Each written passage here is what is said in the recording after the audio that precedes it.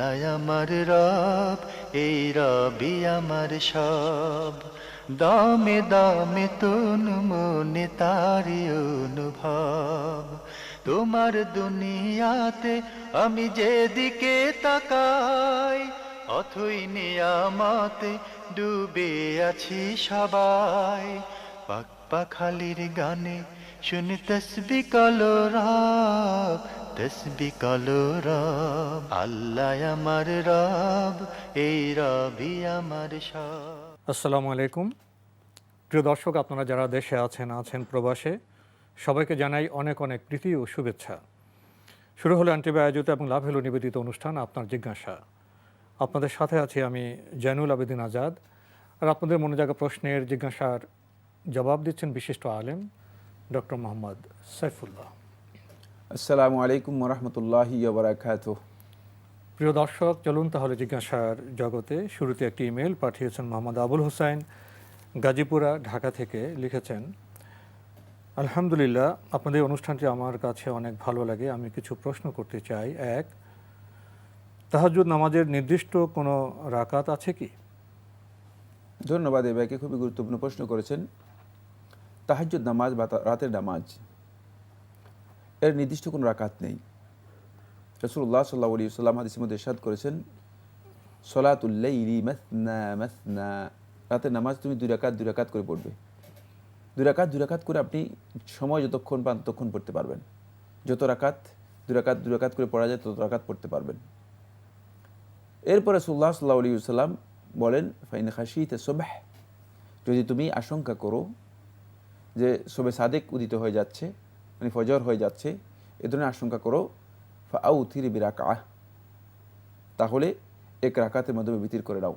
অথবা ফাসাল্লি রাকাতান তুতিরুলাহ, যে তুমি এক রাকাত পড়ে নাও, পড়ে বাকি পুরা সালাতটাকে কী করো, বিতির পরিণত করো। এ হাদিস থেকে বোঝা যাচ্ছে বিতিরের সালাত সর্বশেষ আদায় করবে এবং এক রাকাতের মাধ্যমে মানে পূর্বের যেই নফল সালাতগুলো রয়েছে, রাতের সালাতগুলো রয়েছে, সেগুলোকে বিতির করে নেবে। বাকি মানে দুই রাকাত করে সময়ের আলোকে তিনি যতক্ষণ খুশি ততক্ষণ পড়তে পারবেন রাত্র জাগার পরে। এটা হলো রাসূলুল্লাহ সাল্লাল্লাহু আলাইহি ওয়াসাল্লামের রাতের নামাজের ব্যাপারে নির্দেশনা।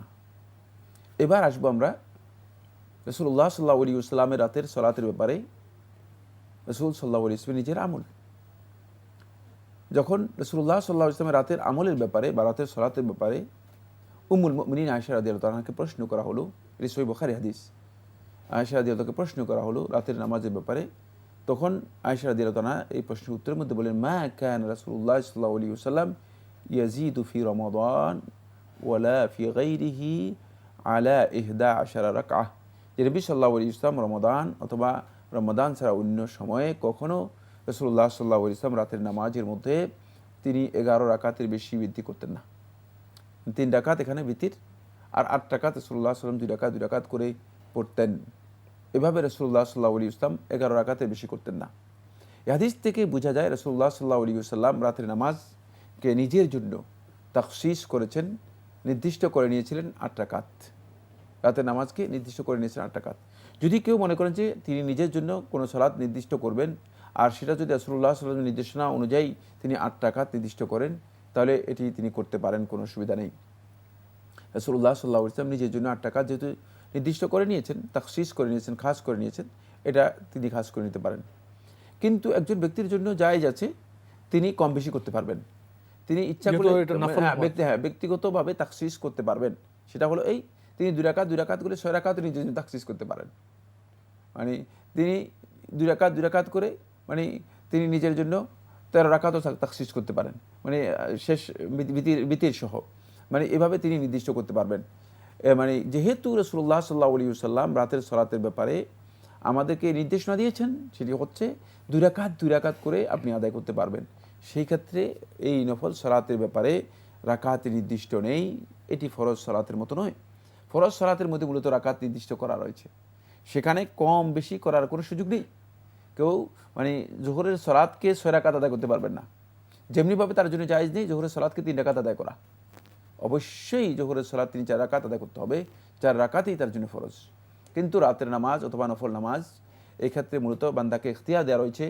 আল্লাহর বান্দা তার সময় অনুযায়ী, তার সুযোগ অনুযায়ী তিনি নফল সালাত আদায় করবেন, সেটা 2 রাকাত করে আদায় করবেন। তিনি মানে তার সাধ্য অনুযায়ী, সামর্থ্য অনুযায়ী তিনি রাকাত নির্ধারণ করবেন। তিনি 6 রাকাত আদায় করতে পারেন, 8 রাকাত আদায় করতে পারেন, অথবা বেশি আদায় করতে পারেন, আবার কম আদায় করতে পারেন। হতে পারে যে তিনি রাতের এমন একটি অংশে জাগ্রত হয়েছেন যে 2 রাকাত মানে আদায় করার মতো সময় আছে, তিনি 2 রাকাত আদায় করে নেবেন, এতে তার রাতের নামাজ হয়ে যাবে। প্রিয় দর্শক, আমরা জানলাম তাহাজ্জুদ নামাজ আমরা 8 রাকাত পড়তে পারবো, এর কমও পড়তে পারবো, এর বেশিও পড়তে পারবো। আরও লিখেছেন, ঘুমানোর আগে 3টা সূরা পড়তে হয় বলে শুনেছি, এগুলো কি সূরা ইখলাস, সূরা নাস ও সূরা ফালাক?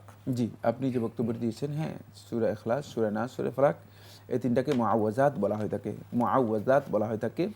এই 3টি মানে পরে রাসূলুল্লাহ সাল্লাল্লাহু আলাইহি ওয়াসাল্লাম হাদিস দ্বারা সাব্যস্ত হয়েছে, রাসূলুল্লাহ সাল্লাল্লাহু আলাইহি ওয়াসাল্লাম হাতে ফু দিয়ে পুরা গায়ের মধ্যে রাসূল সাল্লাল্লাহু আলাইহি ওয়াসাল্লাম মুছে নিতেন।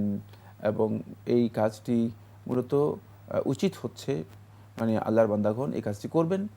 এর মাধ্যমে মূলত তারা বিভিন্ন ধরনের অনিষ্ট থেকে, শয়তানের অনিষ্টতা হতে পারে, অথবা মানুষের বিভিন্ন ধরনের অনিষ্ট হতে পারে, জাদু, বান্টনা ইত্যাদি যেগুলোর মাধ্যমে করা হয়ে থাকে, এগুলো থেকে নিজেকে তিনি রক্ষা করতে পারবেন। আল্লাহ রাব্বুল আলামিন তাকে এগুলো থেকে বাঁচাবেন। সুতরাং এই কাজগুলো মানে করা রাসূলুল্লাহ সাল্লাল্লাহু আলাইহি ওয়াসাল্লামের সুন্নাহ দ্বারা সাব্যস্ত হয়েছে। আপনি তো বললেন এই 3টি সূরা পড়ে হাতে ফু দিয়ে সারা শরীর মাসে করে নেয়। কেউ কেউ এই 3টি সূরা পড়ে হাতে দিয়ে তালি দিয়ে এদিকে সেদিকে নেয়। এই না, পদ্ধতি কি ঠিক তালি আছে? দেওয়ার পদ্ধতিটি সঠিক নয়। তালি দেওয়ার পদ্ধতিতে রাসূলুল্লাহ সাল্লাল্লাহু আলাইহি ওয়াসাল্লাম হাদিস দ্বারা সাব্যস্ত হয়নি। হাতে ফু দিয়ে জি জি, সারা শরীরটা, সরাসরি হাতে তালি দেওয়া। অন্যকে কি ফু দিতে পারবেন? হ্যাঁ, এগুলো পরে অন্যকে ফু দেওয়া যায়। সবাইকে ফু দেওয়া যাবে। বিশেষ করে যদি কেউ ছোট হয়ে থাকে, মানে যারা এই কাজ করতে পারবে না, তাদেরকে আপনি এই সূরাগুলো পড়ে তাদেরকে গায়ে ফু দিতে পারবেন। আমরা জানলাম প্রিয় দর্শক, আমাদের হাতে আরও একটি ইমেল, এটি পাঠিয়েছেন আলী ইসলাম খান। লিখেছেন, চুল সিল্ক করা বা হেয়ার স্ট্রেট করার ব্যাপারে ইসলাম কি বলে? এটা কি ইসলামে নিষিদ্ধ? সিল্ক করার পদ্ধতিটা কি? স্ট্রেট করে, এটা যারা পার্লারে যান তারাই সেখানে এগুলো করে থাকেন। চুল স্ট্রেট করে হিট দেওয়া হয়, কারণ কোঁকড়ানো চুল আছে, হিট দিয়ে তাদের প্রসেস পদ্ধতিতে এটা স্ট্রেট করে, আবার চুলকে তারা সিল্কি করে, শাইনিং করে, সেখানে তো তারা কেমিক্যাল মিশ্রণ করে না। মানে চুলকে যদি স্কিল করা হয়ে থাকে, আপনি যেটা বলেছেন সিল্ক করার বিষয়টি বলেছেন, যদি সেটি করা হয়ে থাকে এবং এর মাধ্যমে যদি মানে কোনো ধরনের মানে সৃষ্টিগত বিকৃতি না হয়, বরং সৌন্দর্য বর্ধিত হয়ে থাকে, তাহলে এটাকে বলা হয় থাকে আমালিয়াত আত-তাজমিল, মানে সৌন্দর্যের কাজ, সৌন্দর্য বর্ধনের কাজ, সৌন্দর্যের বর্ধনের কাজ। এই ধরনের সৌন্দর্য বর্ধনের কাজ ইসলামী শরীয়তের মধ্যে জায়েজ, না জায়েজ নয়, হারাম নয়। যে সমস্ত বিষয় ইসলামী শরীয়তের মধ্যে সুনির্দিষ্ট করে হারাম করে দেওয়া হয়েছে, সেই কাজ যদি করে থাকে তাহলে অবশ্যই হারাম হবে। তার মধ্যে একটি হচ্ছে এই, যেমন চুলকে একসাথ করে দেখা যায় অনেকে কাসনিমাতিল বখত, মানে ওই উটের যে সুর রয়েছে এটার মতো মাথার উপরে এনে এটাকে একটা বড় ধরনের করে মানে একটা সুর তৈরি করা হয়ে থাকে, উঁচা করে বাঁধা হয়ে থাকে। মানে এই ধরনের যদি ডিজাইন করা হয় থাকে, রাসূলুল্লাহ সাল্লাল্লাহু আলাইহি ওয়াসাল্লাম এটাকে নিষেধ করেছেন। কিন্তু অস্বাভাবিক, অস্বাভাবিক, মানে এই কাজগুলো অস্বাভাবিক। যেগুলো নিষেধ করা হয়েছে সেগুলো অস্বাভাবিক কাজ, যেগুলো রুচিসম্মত স্বাভাবিক, আর যেগুলোর মধ্যে সৃষ্টিগত কোনো বিকৃতি নেই, বরং সৃষ্টির মানে সৌন্দর্য রয়েছে, সেগুলো করা জায়েজ। এর দলিল হচ্ছে রাসূলুল্লাহ সাল্লাল্লাহু আলাইহি ওয়াসাল্লাম মানে তিনি চিরুনি ব্যবহার করতেন, মানে রাসূলুল্লাহ সাল্লাল্লাহু আলাইহি ওয়াসাল্লাম চিরুনি ব্যবহার করতেন। বোঝা গেল যে যদি চুলকে উস্কো খুস্কো এলোমেলো মাথার মধ্যে রাখতেন, এটা রাসূল সাল্লাল্লাহু আলাইহি ওয়াসাল্লাম পছন্দ করতেন না। এবং রাসূলুল্লাহ সাল্লাল্লাহু আলাইহি ওয়াসাল্লাম যখন বলা হতো যে মানে নবম হিজরিতে, আমরা জানি যে নবম হিজরিতে রাসূলুল্লাহ সাল্লাল্লাহু আলাইহি ওয়াসাল্লামের কাছে বিভিন্ন গোত্র থেকে, বিভিন্ন সম্প্রদায় থেকে, জাতি থেকে মানে প্রতিনিধি দল আসতেছিল। রাসূলুল্লাহ সাল্লাল্লাহু আলাইহি ওয়াসাল্লাম প্রতিনিধি দলদের সাথে যখন সাক্ষাৎ করতেন, রাসূলুল্লাহ সাল্লাল্লাহু আলাইহি ওয়াসাল্লামের সুন্নাহ ছিল তিনি উত্তম সুন্দর পোশাক যেটা ঘরের মধ্যে আছে সেটা পরতেন, আর রাসূলুল্লাহ সাল্লাল্লাহু আলাইহি ওয়াসাল্লাম চিরুনি ব্যবহার করতেন। একদিন রাসূলুল্লাহ সাল্লাল্লাহু আলাইহি ওয়াসাল্লাম মানে দেখলেন যে চিরুনি পাওয়া যাচ্ছে না, তখন রাসূলুল্লাহ সাল্লাল্লাহু আলাইহি ওয়াসাল্লাম পানির মধ্যে রাসূলুল্লাহ সাল্লাল্লাহু আলাইহি ওয়াসাল্লাম নিজের হাত দিয়ে রাসূল সাল্লাল্লাহু আলাইহি ওয়াসাল্লাম নিজের মাথার মানে চুলকে সাইজ করে নিলেন, সুন্দর করে নিলেন। এখানে বোঝা যাচ্ছে যে সৌন্দর্যের বিষয় হয়ে থাকে সেখানে এই কাজটি করা জায়েজ না জায়েজ নয়, তবে খেয়াল রাখতে হবে সেটা হলো যেটি ইসলামে সুস্পষ্টভাবে হারাম করা হয়েছে সেটি কিন্তু হারাম হবে, সেটি জায়েজ হবে, মানে সৃষ্টিকে বিকৃত করা যাবে বিকৃত করার কোনো সুযোগ থাকবে না। আমরা জানলাম প্রিয় দর্শক, আমাদের হাতে একটি চিঠি, এই চিঠিটি পাঠানো হয়েছে বর্ণমালী স্কুল ও কলেজ, শনিরাখড়া, ঢাকা। অনেক প্রশ্ন আমি তো এখানে দেখছি, প্রায় 20টি প্রশ্ন আপনি পাঠিয়েছেন। আগে আমরা কয়েকটি জবাব দিয়েছি, আজকে আরও কয়েকটি প্রশ্নের জবাব দেওয়ার চেষ্টা করব। আপনি লিখেছেন, অজুর পর কালেমা শাহাদা পড়লে জান্নাতের 8টি দরজা খুলে যাবে। এই ফজিলত পেতে হলে কি এক অজুতে 2 ওয়াক্তের সালাত পড়া যাবে না? ওয়াক্তের সালাতের অজুর পর নাকি দিনে যতবার অজু করব ততবার পড়ব ফজিলতটি পেতে? আপনি যে প্রশ্নটি করেছেন সেটি মানে আপনি হাদিস থেকে স্পষ্ট বুঝতে পেরেছেন। রাসূলুল্লাহ সাল্লাল্লাহু আলাইহি ওয়াসাল্লাম এখানে উজুর পরেই মূলত এর ফজিলতের কথা বলেছেন, সালাতের সাথে সম্পৃক্ত নয়। সুতরাং আল্লাহর বান্দা যখন উজু করবে, সুন্দরভাবে উজু করার পরে তিনি যখন মানে এই দোয়াটি আশহাদু আল্লা ইলাহা ইল্লাল্লাহ ওয়া আশহাদু আন্না মুহাম্মাদান আবদুল্লাহি ওয়া রাসূলুহু অথবা আবদুহু ওয়া রাসূলুহু, তিনি যখন মানে এই শাহাদাতাইন যখন তিনি সত্যিকারভাবে আন্তরিকতার সাথে যথাযথভাবে ঘোষণা দেবে, তাহলে তার জন্য মানে জান্নাতের 8টি দরজা খুলে যাবে, এই মর্মে যে হাদিসটি বর্ণনা করা হয়েছে। এটাকে শেখ নাসিরুদ্দিন আলবানী রহমতুল্লাহ সহিহ বলেছেন। সুতরাং এটি ফজিলত অবশ্যই পাবেন তিনি, প্রত্যেক উজুর পরেই যখন তিনি এটি পড়বেন তিনি এই ফজিলত লাভ করতে পারবেন, কোনো সন্দেহ নেই। এর সাথে সলাতের কোনো সম্পর্ক নেই। সে অজু পর উনি এক ওয়াক্ত নামাজ পড়তে পারেন, আবার এক অজু 2 ওয়াক্ত পড়তে পারেন, এটা পরবর্তী কাজ, সেটা আরেকটি মাসআলা। পরবর্তী কাজ। মানে উজু করার পরে আপনি এক উজুতে উজু যতক্ষণ পর্যন্ত ভঙ্গ না হবে ততক্ষণ পর্যন্ত আপনি সালাত আদায় করতে পারবেন। সেখানে যদি 20 ওয়াক্ত সালাত আপনি পড়তে পারেন, আপনি পড়তে পারবেন। আপনি প্রশ্ন করেছেন কোন কাজগুলি করলে আমানতের খেয়ানত হয়? আমানতের খেয়ানত এটি অনেক বড় একটি বিষয়। মানে আল্লাহ রাব্বুল আলামিন মানে আমানতের ব্যাপারে কোরআনের মধ্যে বলেছেন, ইন্না আরাদনাল আমানাতা আলাস সামাওয়াতি ওয়াল আরদি ওয়াল জিবালি ফাআবাইনা আন ইয়াহমিলনাহা ওয়া আশফাকনা মিনহা ওয়া হামালাহাল ইনসান। বলে আমানতকে আমি এই আসমান সমূহ, এই বিশাল জমিন, এমনকি এই পর্বতমালার উপর আমানতকে গ্রহণ করার জন্য পেশ করেছি। তারা ভয়ে ফাআবাইনা, তারা বলছে আমাদের নিজেদের অক্ষমতার কথা পেশ করেছেন, আমাদের পক্ষে সম্ভব নয় আমানত বহন করা। ফাআবাইনা আন ইয়াশফাকনা, তারা এবং ভয় পেয়ে গিয়েছে। আল্লাহ রাব্বুল আলামিন কাছে বলছে, আল্লাহ আমাদের পক্ষে আমরা অক্ষম, আমরা পারবো না। ওয়া হামালাহাল ইনসান, আর মানুষ এই আমানত নিজের মাথার উপর এই বোঝা নিয়েছে, মানুষ এই বড় ধরনের বোঝা নিয়েছে। সুতরাং আমানত এর অনেক বিশাল একটি বিষয়ের নাম। তাই আমানতের খেয়ানত এই বিষয়টি অনেক দীর্ঘ একটি আলোচ্য বিষয়, দীর্ঘ একটি কথা।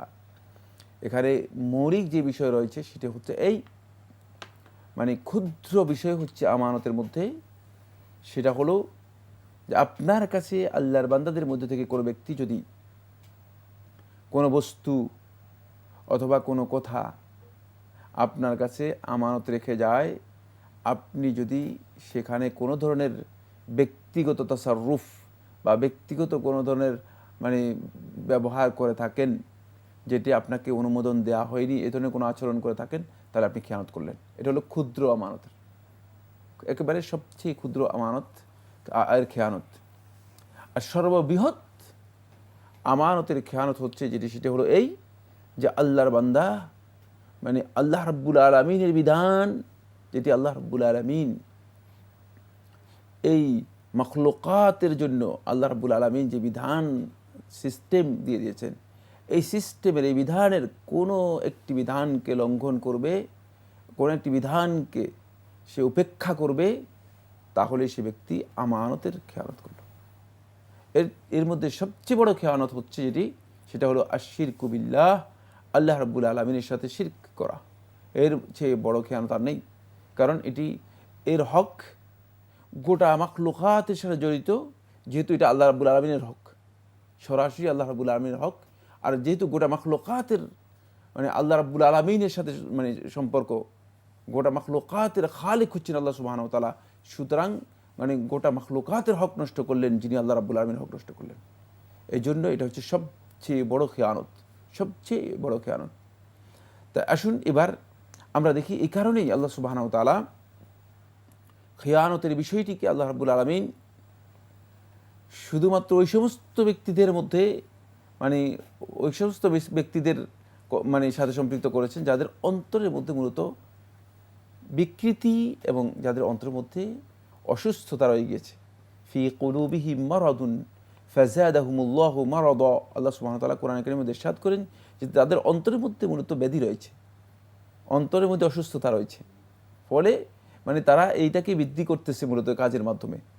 এই কাজের অন্তরের ব্যাধির একটি কাজ হচ্ছে, তাদের একটা আলামত হচ্ছে, চিহ্ন হচ্ছে, মুনাফিকদের একটি চিহ্ন হচ্ছে, সেটা হলো যখনই ইজা উতুমিনা খানা, যখন কোনো ব্যাপারে তাদের কাছে আমানত রাখা হয় তখন এই আমানতের তারা কী করে খেয়ানত করে থাকে, এই আমানতের খেয়ানত করে থাকে। আমানতের এই খেয়ানত, এই বিষয়টি এত মানে ব্যাপক যে রাসূলুল্লাহ সাল্লাল্লাহু আলাইহি ওয়াসাল্লাম একটি হাদিসের মধ্যে বলেন, যদি তোমাদের সাথে কোনো ব্যক্তি কথা বলে, কোনো ব্যক্তি তোমাদের সাথে কথা বলে, এরপরে কথা বলার পর সে যদি ডান দিকে বাম দিকে মানে দৃষ্টি দেয়, ডানে বামে দৃষ্টি দেয়, মানে এর মাধ্যমে তুমি বুঝতে পারো যে মানে সে এইটা উপলব্ধি করতেছে যে অন্য কেউ শুনে যাচ্ছে কিনা, মানে ডানে বামে কেউ আছে কিনা। ডান এবং বামে যদি দৃষ্টি দেয় তাহলে তার এই বক্তব্যটুকু তুমি অন্য কোনো ব্যক্তির কাছে এই বক্তব্যকে মানে এই বক্তব্য নিয়ে অন্য ব্যক্তির কাছে এটাকে সাপ্লাই করে দেয়া বা অন্য ব্যক্তিকে বলে দেয়া, এটাও আমানতের খেয়ানত, এটা আমানতের খেয়ানত, এটা জায়েজ নেই। কোনো একটি বিষয়ে শুধুমাত্র চক্ষু দিয়ে ইশারা করা, যেটি মানে যে কাজটি করা বৈধ নয়, কিন্তু চোখ দিয়ে একজনকে ইশারা করে দিলেন এটা করে ফেলো, তাহলে এটি আমানতের খেয়ানত। সুতরাং এই খেয়ানতটি এই জন্য আল্লাহ রাব্বুল আলামিন বলেছেন যে ওয়ায়ালামু খাইনাতাল আয়ুন, তিনি আল্লাহ সুবহানাহু ওয়া তাআলা তিনি জানেন খাইনাতাল আয়ুন, যে তোমাদের মধ্যে কে কে তার শুধু চোখ দিয়ে কি করতেছে, খেয়ানত করতেছে। চোখের খেয়ানতের কথা আপনি যদি বলেন তাহলে আপনি দেখবেন যে মানে যখনই আপনি রাস্তায় বের হচ্ছেন কত দিক থেকে চোখের খেয়ানত হয়ে যাচ্ছে, মানে মানে অবস্থা শেষ, আল্লাহর বিধানের সামান্যতম লঙ্ঘন, এটি খেয়ানত। তাই আপনি যে প্রশ্নটি করেছেন আসলে প্রশ্নটি অনেক ব্যাপক প্রশ্ন। মানে সংক্ষিপ্ত কথা হচ্ছে যেটা, সেটা হলো এই, আমরা অনেকেই মনে করে থাকি যে আমানত বলতে আমরা বুঝি আমার কাছে কেউ যদি কিছু গচ্ছিত মাল রাখে, টাকা পয়সা রাখে, কিছু গচ্ছিত মাল রাখে, এই গচ্ছিত মালটাকে হেফাজত করে রাখা, আর এটাকে মনে করে থাকি যে আমরা আমানতের খেয়ানত করলাম না, আর বাকি দুনিয়ার যত আমানত রয়েছে সবটাই খেয়ানত। সেটা আপনার মানে একজন মানুষের শরীরের মধ্যে আল্লাহ রাব্বুল আলামিন যা কিছু দিয়েছেন, এমনকি এই জিহ্বা, এই যে বক্তব্য মুখের, এটাও পুরাটাই মূলত আপনার কাছে আমানত। এটা আপনার খাহিশ অনুযায়ী আপনি সেটাকে ব্যবহার করতে পারবেন না, এবং উল্টাপাল্টা আল্লাহর বিধানের পরিপন্থী বক্তব্য দিয়ে বা আল্লাহ রাব্বুল আলামিন নির্দেশনার পরিপন্থী কথা দিয়ে যদি আপনি বলেন তাহলে এটি আমানতের খেয়ানত করলেন। সুতরাং আমানতের খেয়ানতের বিষয়টি অনেক ব্যাপক অর্থবোধক। এটাকে আমরা অনেকেই খুব সংক্ষিপ্ত মানে একটা পরিধির মধ্যে সীমাবদ্ধ করে নিয়েছি, এই সীমাবদ্ধতা এখানে নেই। আমরা সর্বোচ্চ খেয়ানতের বিষয়টি আলোচনা করলাম। একেবারে সবচেয়ে সাধারণ খেয়ানত যেটি, সেটা হচ্ছে মূলত গচ্ছিত সম্পদ একজন ব্যক্তি আপনার কাছে আপনাকে ট্রাস্ট করে, আপনাকে বিশ্বাস করে আপনার কাছে রেখে গিয়েছে, আপনি যদি সেটাকে কোনোভাবে তাসাররুফ করেন, সেখানে যদি আপনি আপনার নিজের ইচ্ছা মতো সেটাকে ব্যবহার করে থাকেন, তাহলে আপনি আমানতের খেয়ানত করলেন। খুবই গুরুত্বপূর্ণ বিষয়ে অবগত হলাম প্রিয় দর্শক। আপনি আরও লিখেছেন, ঘরে হাজব্যান্ড ওয়াইফ একসাথে কি ডান্স করতে পারবে? ডান্স করা ইসলামী শরীয়তের মধ্যে মূলত মানে এটি আমাদের কালচারের সাথে সামঞ্জস্যপূর্ণ নয়, তবে মানে এটি হারামও নয় যে মানে এই কথা বলবে যে এটা মানে স্বামী স্ত্রী যদি মানে করে থাকেন এটি তাদের জন্য হারাম হয়ে যাবে, এই ধরনের বিষয় নয়, এটি জায়েজ বিষয়। তবে এক্ষেত্রে মানে যে বিষয়টি আমাদের খেয়াল রাখতে হবে সেটি হচ্ছে মানে ইসলাম শালীনতা সৌন্দর্যকে পছন্দ করে, সীমাকে পছন্দ করে, সীমা লঙ্ঘন যেন না হয়, সীমা লঙ্ঘন না হয় সেটি খেয়াল রাখতে হবে। মানে শালীনতার বাহিরে যাওয়ার নামই হচ্ছে অশালীনতা। মানে এই এই বিষয়টি যদি আমাদের মানে মাথার মধ্যে থাকে, তাহলে আমরা বুঝতে পারবো যে যেটি শালীন নয় সে কাজটি মূলত ইসলাম মানে পছন্দ করে না। আমাদের সংস্কৃতিটা পুরোটাই মূলত মানে সেইভাবে সাজানো, যেখানে সৌন্দর্য নেই, অসুন্দর কিছু রয়ে গিয়েছে, সেটা ইসলাম কি করে না, এলাও করে না। মানে আল্লাহ রাব্বুল আলামিন সৌন্দর্যকে পছন্দ করেন, ওই ইউহিব্বুল জামাল, তিনি সৌন্দর্যকে পছন্দ করেন। সৌন্দর্যের যেখানে আছে সেখানে সেটা পছন্দনীয় হবে। কিন্তু মানে এক্ষেত্রে গিয়ে আমরা মানে ডান্স করার জন্য আমরা আবার অন্যদের মানে কালচারে নিজেদেরকে মানে শেষ পর্যন্ত সেই চর্চায় চলে যাই কিনা, সেই আশঙ্কা যদি থেকে যায়, তাহলে এগুলো থেকে নিজেদেরকে বিরত রাখার জন্য চেষ্টা করতে হবে। তবে এটি হারাম বা নিষিদ্ধ বিষয় দলিলের মাধ্যমে সাব্যস্ত হয়নি। তো এই বিষয়ে আমরা আজকে অগ্রসর হতে পারছি না, এখানেই শেষ করতে হচ্ছে। আপনাকে অনেক ধন্যবাদ। আপনাকে অশেষ ধন্যবাদ। প্রিয় দর্শক, আমরা এতক্ষণ দেখছিলাম অ্যান্টিবায়োজুত এবং লাভ হেলো নিবেদিত অনুষ্ঠান আপনার জিজ্ঞাসা। আমাদের অনুষ্ঠান আপনারা এনটিভি অনলাইনেও দেখতে পারবেন, ভিজিট করুন www.ntbbd.com।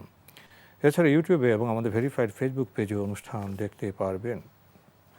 একটু আগে আমরা খুবই একটি ব্যাপক গভীর বিষয়ে জবাব শুনছিলাম, আমানতে খেয়ানতের প্রসঙ্গে। এরপরে আমরা খুব একটা লঘু বিষয় মনে হতে পারে, লঘু বিষয় যে হাজব্যান্ড ওয়াইফ একসাথে কি ডান্স করতে পারবে। আসলে কি বিষয়টি লঘু? মানুষের জীবনযাপনের বিভিন্ন মুহূর্ত আছে, আবেগকে প্রকাশ করার ক্ষেত্রে আমরা অনেক সময় হাত দিয়ে প্রকাশ করি, মুখ দিয়ে প্রকাশ করি, গানের সুরের মাধ্যমে প্রকাশ করি। অঙ্গভঙ্গির যে একটি সুষম বিন্যাস, সেটাই তো ডান্স। বিভিন্ন মুদ্রা আসে, ও সেখানে সীমা লঙ্ঘনের বিষয়ে যেমন কথায় আসে, গানের সুরে আসতে পারে, ঠিক তেমনি নাচের মাধ্যমে আসতে পারে। আসলে মূল বিষয়টি হলো যেন আমরা সীমা লঙ্ঘন না করি, যেটা স্বাভাবিক সৌন্দর্যে মণ্ডিত, আমরা যেন সেখানেই থাকি। চিঠি লিখুন, প্রশ্ন পাঠান আমাদের ঠিকানায়। পরিচালক আপনার জিজ্ঞাসা, এনটিভি, বিএসসি ভবন, 7ম তলা, 102 কাজী নজরুল ইসলাম এভিনিউ, কারওয়ান বাজার, ঢাকা 1215। আপনারা ইমেলও করতে পারেন। আমাদের ইমেল অ্যাড্রেস আপনার জিজ্ঞাসা @ntbbd.com। প্রিয় দর্শক, মহান আল্লাহ আমাদের সবাইকে নিরাপদে রাখুন, রাখুন শান্তিতে। আসসালামু আলাইকুম। আল্লাহ আমার রব, এই রবি আমার সব, দামে দামে তুন মনে তারি অনুভব। আল্লাহ আমার রব, এই রবি আমার সব।